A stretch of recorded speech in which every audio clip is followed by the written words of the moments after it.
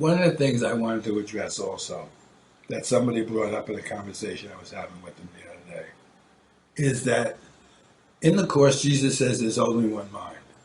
He doesn't say there's only one of us. He never says there's only one of us. What he says is over and over again, we share one mind. And that's the mind of God. He never says that there's only one of us.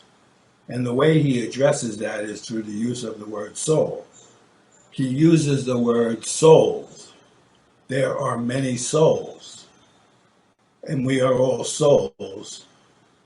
And a soul is a unit of God creating.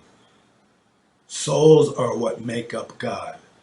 There are many souls.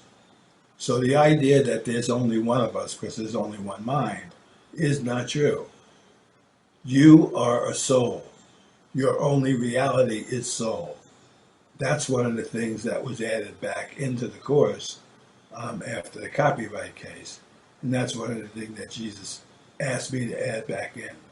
The idea that each one of us is a soul. So we put the word soul back in, and when you read it, there's a multiplicity of souls. Each one of us is a soul.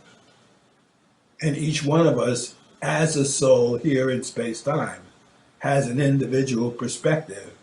And what Jesus says is, each one of us as a soul has a function to fulfill that is unique to us in God's plan for salvation. And I think that's important to know.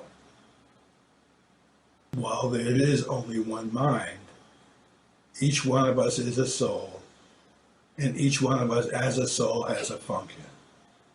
So that's why things that we do may look different, but the way we can come to understand what we need to do and what we should say is the same, because we're all a soul, equal in that, equal in Jesus. That's why Jesus wants us to know that we're not different from he is.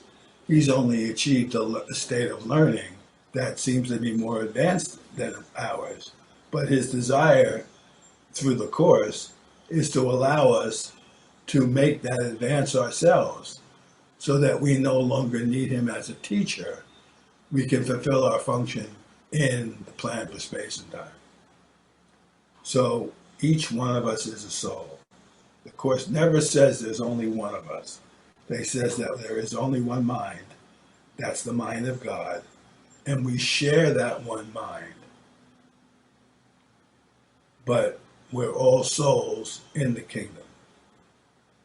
And so therefore, each one of us here is unique in that. Yet because of the nature of what we are as a soul, we all can learn the truth the same way.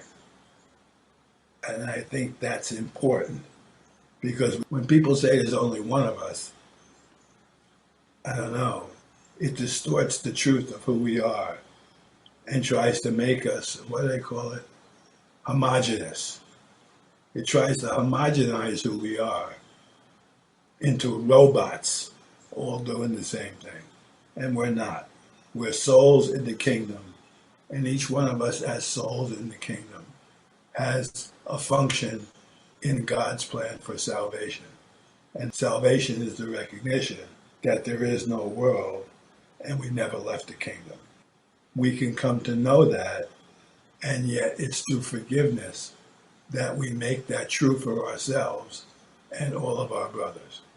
That's how we bring about the non-necessity for space and time in its entirety. And remember, the entirety of space and time is a dream. None of it is true. What is not eternal is not true. The nature of time and space is based on limitation. So therefore, it cannot be eternal. Time has a beginning and time has an end. Space has its beginning in time and its end in time at all. So therefore, it's not eternal. The kingdom is eternal. We are eternal. But we are not eternal as we have made ourselves in space and time. And as we have made ourselves in space and time, we literally are not who we think we are. And that's one of the toughest things to come to know.